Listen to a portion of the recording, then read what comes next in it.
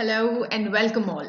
In today's video, we are diving into an exciting chapter, Let's Punctuate.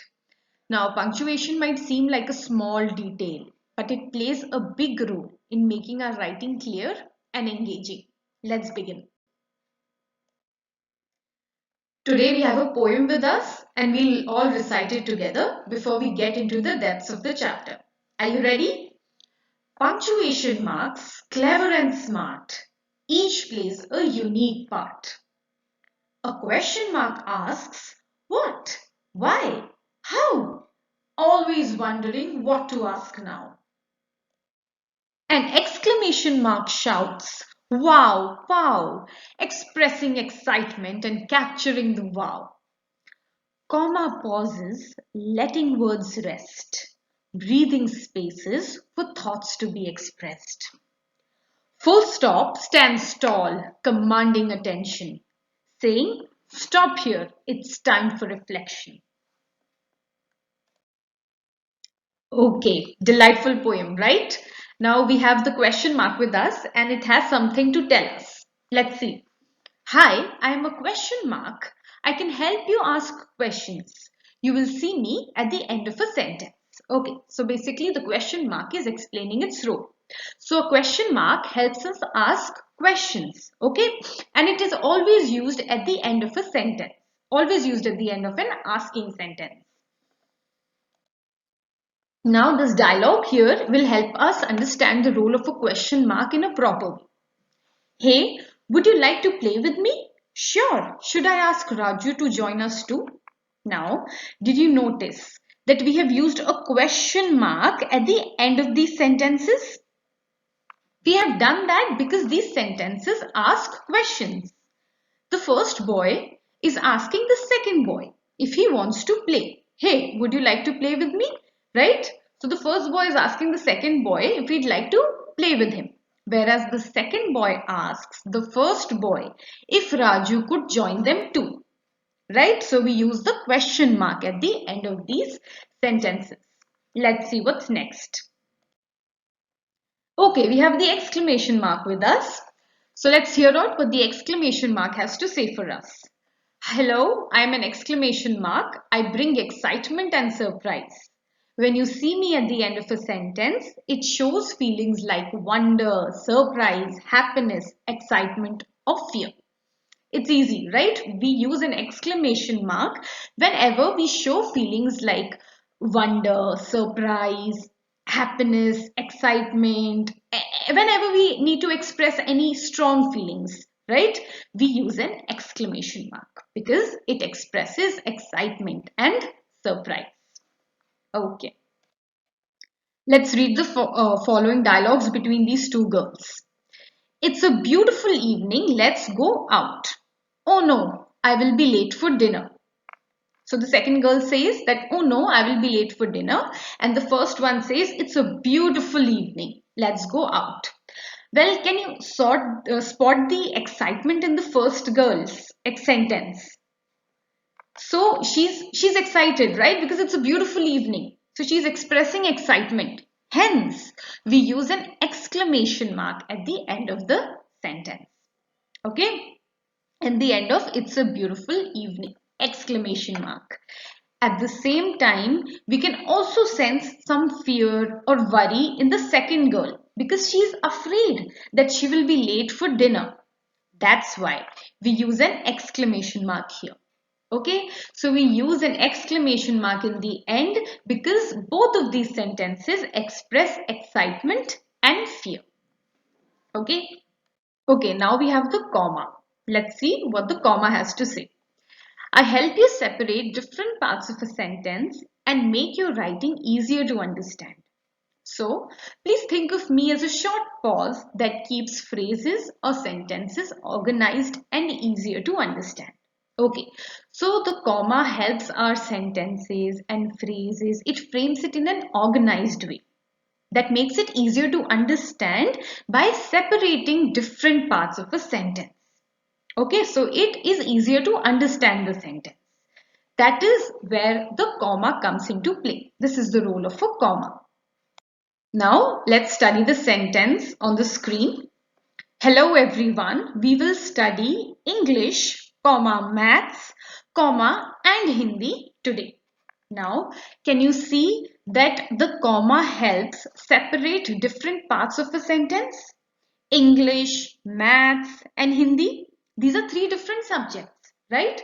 So it separates these three subjects and makes the sentence easy to understand. Okay? Now remember, we use a comma after certain words at the beginning of sentences. So the first example here, Amina, someone is at the door. Yes, I would like some ice cream.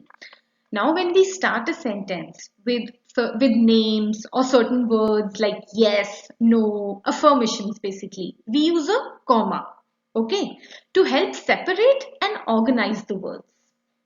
So this makes it easier for the readers to understand what's happening in the sentence by giving it a pause and making it easier to understand. That's why we use a comma. Alright, you'll remember this? Great. Okay, so full stop, our good friend is saying something. Let's hear it out. Hi, I am a full stop. I am used at the end of a sentence. It is my job to help you express your complete ideas and thoughts. So basically, the full stop, it helps us end or complete an idea or thought. Okay, it is always used at the end of a sentence. Okay, let's read the sentence on the screen to understand how to use a full stop at the end. Today, the weather will be sunny. There is no chance of rain. So the lady in the picture expresses two complete thoughts that today the weather will be sunny and there is no chance of rain. So the full stops here, the first part of the sentence and the second part of the sentence. It helps us express a complete thought that the news lady expresses. Okay? Okay, now we have uppercase letters with us. So they're saying, hello there, we are uppercase letters. Sentences begin with uppercase letters. Proper nouns also begin with uppercase letters. So remember to use us at the start of a sentence and when writing proper nouns. This is easy to understand, right? That we always begin our sentences with uppercase letters and we also begin proper nouns with an uppercase letter. Okay? And always remember this. Always. It's very important. Now let's look at this sentence. Hello children, meet Piggy and Rabby. Now can you see how the H of hello and M in meet is capitalized?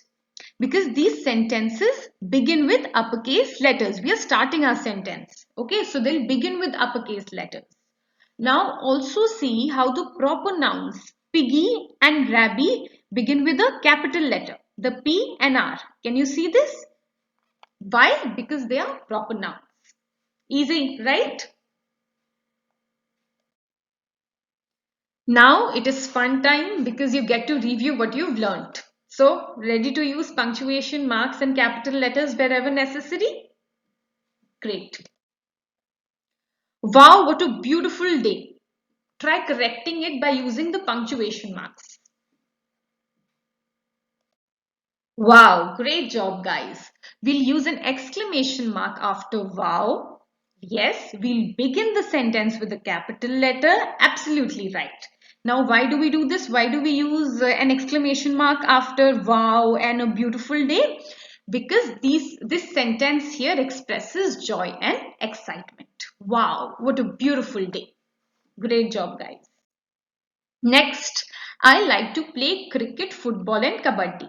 Now correct it because this seems very incorrect.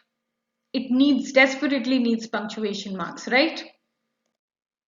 Wow. We'll use a comma to separate the three parts here, the three, games. Cricket, football, kabaddi. Okay, we'll separate it by using a comma. Cricket, comma, football, comma, and kabaddi. Now it looks like a well-organized sentence.